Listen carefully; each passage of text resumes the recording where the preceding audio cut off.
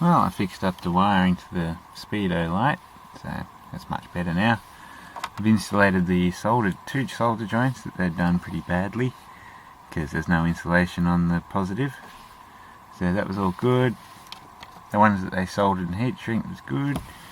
So I figured I'll go under the dash and loom the wires to the module, because as we can see they're a bit messy, you know, and it had a scotch lock thing on it.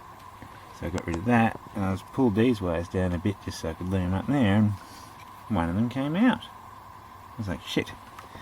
So, as we can see though, two of them have been twisted and taped. These are the two that had been soldered and heat shrink just up, you know, these two. This blue one here is the one that's pulled out. So, I've got to try and find it up here somewhere and connect them properly, and then loom it. There's just one thing after another in this bloody car.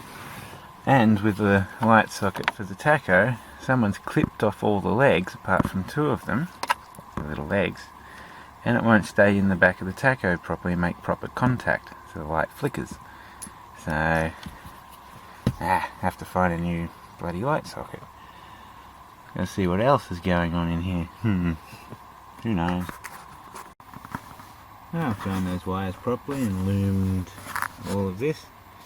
The only problem is that fell off because it had a little bit of velcro there. It wasn't stuck on properly.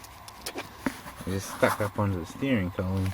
So I might use zip ties this time. Oh, just look at that. The light plugs in. Yes. Speedo's there. And I've removed that much wire that they decided that need to be put in for some reason. Wonder how that works. Strange. Very strange. Oh well, there we go. Found a little socket for the globe, for the tacho here. It's got all its little pins on it. I connected that up. I popped another volt gauge in just to see if there's any difference. And I found a nice temperature gauge in the box of goodies I got. Because the one that was in this car, as you can see, yeah, if you hold them upside down there. But as you can see, it's all foggy and thick compared to the other one. So, it's not nice having dirty gauges. Well, I'm back under this side of the dash now. So I put the inertia switch back to standard. So I put wire back to it. So now main power goes in, it goes through the switch and then comes out. And that goes over to the fuel changeover system, that switch there. And powers that, as well as I'm putting the fuse here off that wire, which was just going nowhere, and that can run the ECU now. So when if it's in an accident, if that switch trips, the ECU will get turned off. So fuel pump will stop, everything will stop, and that's what that switch is for.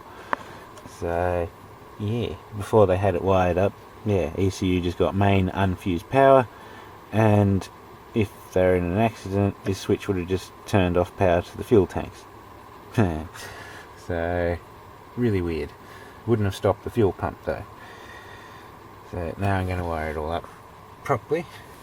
Also, I don't know what the hell they were thinking, because that's the engine check light and test switch. Push it, turn it on, it goes into test mode. And if we all remember, that wire was long enough to go into the back seat. So I've wrapped it up for now until we work out if we're going to install it, but it fits nicely in there or up here for now, so that's all good. And that way you can have a engine light, which is hidden on the other side of the dash. But I don't know why they've done this. There's the plug for it, and that's the main power wire, that's the main power wire, which used to go into the plug and join up there. But they've cut in there, pulled this wire out of the plug, and then joined the two together. Absolutely pointless. And it's a really shit solder job, so I'm going to have to redo all that. Yeah, that plugs in there. So if they left that wire connected in the pin, it would all worked. So why the hell did they pull it out and put another wire in? Stupid. Oh. Alright, there we go. That's all done. So when the carpet's back, that'll lift up there nicely and be hidden. The ignition's on at the moment. got the mainline fuse in, and that's where the engine light's going to be for now. You can see it's lit up. If I push the button, the fans at the front start up. It shows me a code of 12. But if I flick this,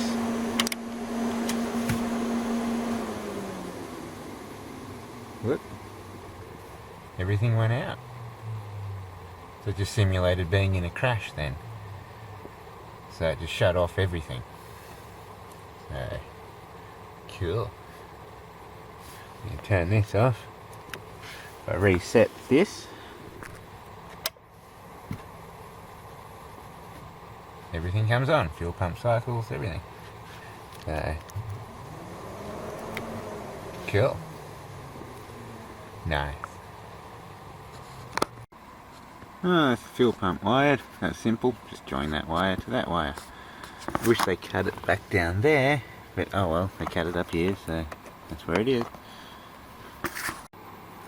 Oh, that's this side back together.